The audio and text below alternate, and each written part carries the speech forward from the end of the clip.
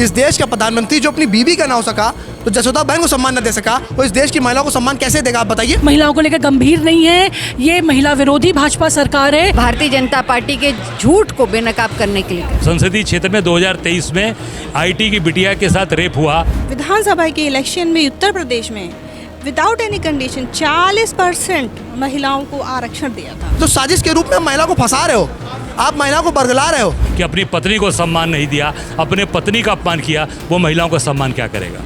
कांग्रेस के समर्थन से भारतीय जनता पार्टी ने पास कराया था 2023 में। हम मौजूद हैं लखनऊ के कांग्रेस कार्यालय में और महिला आरक्षण बिल को लेकर के आज छलावा या सम्मान इस नाम से आज एक मीटिंग बुलाई गई, जिस मीटिंग में प्रदेश अध्यक्ष अजय राय जी भी मौजूद थे और विधायक आराधना मिश्रा मोना जी भी मौजूद थी और तमाम महिलाएं और कांग्रेस के बड़े नेता मौजूद थे। इस मीटिंग का मात्र एक ही मकसद दिखाई पड़ा, वो ये कि किस तरीके से जो भाजपा है वो महिलाओं को ये कह रही है कि बाकी जितनी भी पार्टियां हैं वो महिला विरोधी हैं और हम जो हैं वो आपके लिए खड़े थे, आपके लिए आवाज़ उठा रहे थे, लेकिन विपक्षी पार्टियों ने इस बिल को पास नहीं होने दिया, जिसकी वजह से आपके साथ ये बड़ा अपमान हुआ। इसी के जवाब में अब कांग्रेस हो, सपा हो या तमाम विपक्षी पार्टियां हों, वो अपने अपने तरीके से इस बात को कहने की कोशिश कर रही हैं कि कैसे वो भाजपा के छलावे में ना आए। तो चलिए यहाँ मौजूद लोगों से बात करते हैं, तमाम नेताओं से बात करते हैं और जानते हैं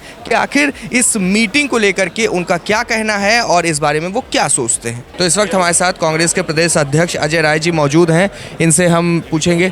सर, जिस तरीके से भाजपा है वो इस समय लगातार रैलियां करवा रही है महिलाओं से और कह रही है कि कांग्रेस हो, बाकी कोई भी विपक्षी पार्टी हो, ये विरोध करती है महिलाओं का, अब आगे नहीं बढ़ने। यहाँ महिलाएं हैं, अब इनका बयान ले लीजिए।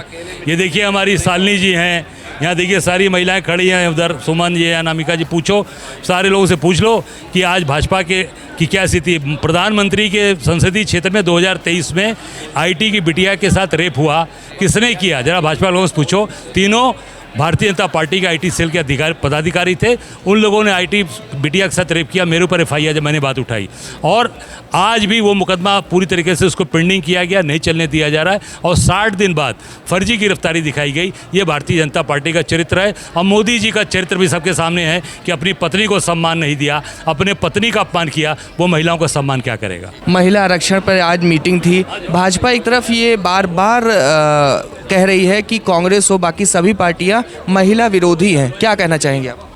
पूरी तरह से भारतीय जनता पार्टी अब एक्सपोज हो चुकी है। जिस तरह से भारतीय जनता पार्टी ने इस आधी आबादी के साथ झूठ बोला है, आज विचार प्रकोष्ठ ने उसी लिए कांग्रेस के प्रदेश कांग्रेस कमेटी के प्रांगण में ये आयोजन रखा। किस तरह से हमें जन जन तक पहुंचाना है, हर महिला तक इस बात को पहुंचाना है कि 33% आरक्षण कांग्रेस के समर्थन से भारतीय जनता पार्टी ने पास कराया था 2023 में और हमारा दावा है कि कल भारतीय जनता पार्टी 33% आरक्षण लागू करे पूरे देश में, हर राज्य में, केंद्र में, हम उनके साथ हैं। पर ये दोहरा चरित्र अपनाना बंद कर दें और इसी तरह के आयोजन हम जिले जिले पर भारतीय जनता पार्टी के झूठ को बेनकाब करने के लिए करें। जिस तरीके से आज ये कहा जा रहा है कांग्रेस की तरफ से कि ये सम्मान था या छलावा था, आप महिला हैं, आप बताइए कि जो महिला आरक्षण बिल था वो क्या था, छलावा या फिर सम्मान? देखिए, साफ तौर पे ये छलावा था। जैसा कि आप लोग जानते हैं, ये कोई नया आरक्षण सरकार लेकर नहीं आई है। ये 2023 में ऑलरेडी ये पारित हो चुका है, ये विधेयक बन चुका है। तब उन्होंने कहा कि इसको हम लोग डिलिमिटेशन से जोड़ेंगे, सेंसस होगा, लेकिन अचानक से 16 तारीख को प्रधानमंत्री जी पार्लियामेंट में लाते हैं विधेयक और इसको ये बोलते हैं कि अभी हम इसको फिर अभी जो डिलिमिटेशन आएगा उसके बाद। तो मैम, जिस तरीके से आज हमने देखा कि कांग्रेस कार्यालय में महिला आरक्षण को लेकर के एक मीटिंग थी और तमाम बातें हुई, तो क्या कुछ आपको लग रहा है कि ये जो बिल पास होने वाला था उसके बाद अब भाजपा ये कह रही है कि बाकी सारी पार्टियां महिला विरोधी हैं? आप महिला हैं, आपको क्या लगता है? देखिए, हमारी पार्टी ने आज एक बहुत शानदार प्रोग्राम रखा है और नारी सशक्तिकरण के लिए, और जिस तरह से ये भ्रम फैलाया जा रहा है कि ये जो कानून आया है इसको विपक्ष जो है वो साथ नहीं दे रहा है, इसके विरोध में है। ये जो कानून है ये 2023 में ये पूरे विपक्ष के समर्थन के साथ में ये अगर चाहते मोदी जी तो इसको लागू कर सकते थे। उस टाइम इनको पूरे विपक्ष का समर्थन था। इन्होंने उस वक्त नोटिफिकेशन भी जारी नहीं करी। अचानक से इनको याद आया कि ये जो 16 तारीख को रात में इन्हें याद आया कि हमने तो नोटिफिकेशन ही जारी नहीं करी, अब ये काम किया जाए और उसके बाद स्पेशल सत्र बुलाकर और इस पे जो है वो महिला को सशक्त करने के लिए इनको आरक्षण दिया जाए। ठीक है, लेकिन आप दे रहे हैं, बहुत अच्छी बात है। हमारी नेता प्रियंका गांधी, पूरा विपक्ष, हमारे नेता राहुल गांधी जी सब तैयार हैं, लेकिन इस पे आप शर्त क्यों रख रहे हैं? शर्त नहीं रखनी है आपको। आप बिना किसी शर्त के, जैसे कि आप आधी रात को आप 8 बजे कहते हैं कि आज डिमोनेटाइजेशन आज जारी। कैसी शर्त, किस शर्त की आप?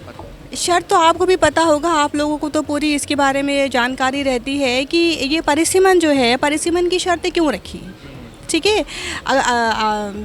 ये विदाउट एनी शर्त इसको लागू करिए। आपके हम लोग जब आप इस पर कोई शर्त नहीं रखेंगे, ये जनसंख्या अभी देखिए, ये जो हमारा कोरोना आया था तो हमारा ये जनसंख्या हमारी जो है वो उस टाइम काउंट नहीं हो पाई थी। तो चलिए, जैसी सिचुएशन है, जैसी कंडीशन है, पूरा विपक्ष विदाउट एनी कंडीशन, कोई कंडीशन अप्लाई करने की ज़रूरत नहीं है। हम लोग, हमारे नेता प्रियंका गांधी जी, जिन्होंने ऑलरेडी 2022 के विधानसभा के इलेक्शन में उत्तर प्रदेश में विदाउट एनी कंडीशन 40% महिलाओं को आरक्षण दिया था। तो जब हम ये ऑलरेडी हम ये करते आ रहे हैं, चलिए ठीक है, आपको अब याद आया, आप अब उस पर कानून बनाना चाहते हैं, तो विदाउट एनी कंडीशन कि परिसीमन होगा और जनगणना होगी, ये दो ही तो चीज़ें आप कर रहे हैं, तो इसकी कोई ज़रूरत नहीं है। आप बिना किसी शर्त आप इसको लाइए सदन में और पूरा जो विपक्ष है आपके साथ खड़ा रहेगा। महिला आरक्षण को लेकर के एक तरफ कांग्रेस हो, सपा हो, जो भी विपक्षी पार्टियां हों, वो ये भी कह रही हैं कि हम इसमें साथ भी दे रहे हैं, और दूसरी तरफ उन्होंने इस बिल को पारित भी नहीं होने दिया। तो इसको कैसे देख रहे हैं आप? आपको याद होगा 2023 में ये बिल पारित हो गया था, अभी तक लागू क्यों नहीं हुआ? सरकार इन्हीं की है, 24 में सरकार इनकी रिपीट हो गई, अभी तक लागू क्यों नहीं हुआ? ये कह रहे हैं कि परिसीमन की बात करेंगे।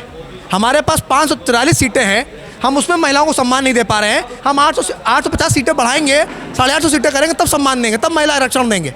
ये कहाँ का है सवाल है? तो साजिश के रूप में महिला को फंसा रहे हो, आप महिला को बरगला रहे हो, छलावा कर रहे हो।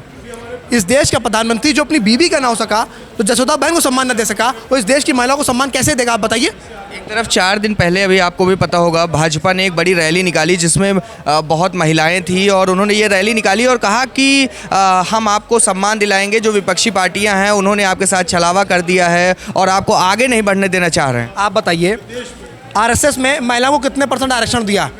आरएसएस में कितनी महिलाएं हैं? या भाजपा ने किस महिला को इस देश का प्रधानमंत्री बनाया? आप बताइए।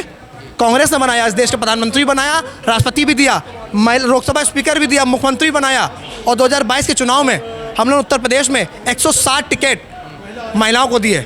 लड़कियों लड़ सकती का नारा प्रियंका जी ने दिया। आप बताइए, हमने तो हर जगह सम्मान किया है, आपने छलावा किया, आपने बेवकूफ़ बनाया है। ये कह रहे हैं कि हमने सबसे बड़ा पद जो भारत के अंदर राष्ट्र उसका होता है, वो उन्होंने हमने द्रौपदी मुर्मू को नहीं दिया, आपने जाति देख कर दिया। आप चिल्ला चिल्ला कर कहते हो कि मैंने दलित को राष्ट्रपति बना दिया, आपने महिलाओं को नहीं बताया, आप दलित कहते हो उनको। ये दुर्भाग्य है इस देश का कि इस देश के प्रधानमंत्री, इस देश के राष्ट्रपति को एक जाति देख के बुलाया जाता है। क्या वो भारत में नहीं आती हैं? आपने उनको दलित किस रूप में कहा? आप कहते हो दलित दलित, आपने महिला का नाम नहीं लिया, मोदी जी ने दलित को प्रधानमंत्री राष्ट्रपति बना दिया। तो कहीं ना कहीं वो सिंडिकेट कर रहे हैं, वो जाति पे बात कर रहे हैं। पहले धर्म पे बात करते थे, अब जाति पे आ गए हैं। चूँकि आप युवा हैं और हमने देखा कि युवाओं के अंदर राघव चड्ढा जी काफ़ी फेमस हो रहे थे और लोग उन्हें धीरे धीरे पसंद करने लगे थे एक युवा नेता की तरफ से, लेकिन अब हम ये देख रहे हैं कि वो भाजपा में चले गए। इसे कैसे देख रहे हैं आप? देखिए, वॉशिंग मशीन है।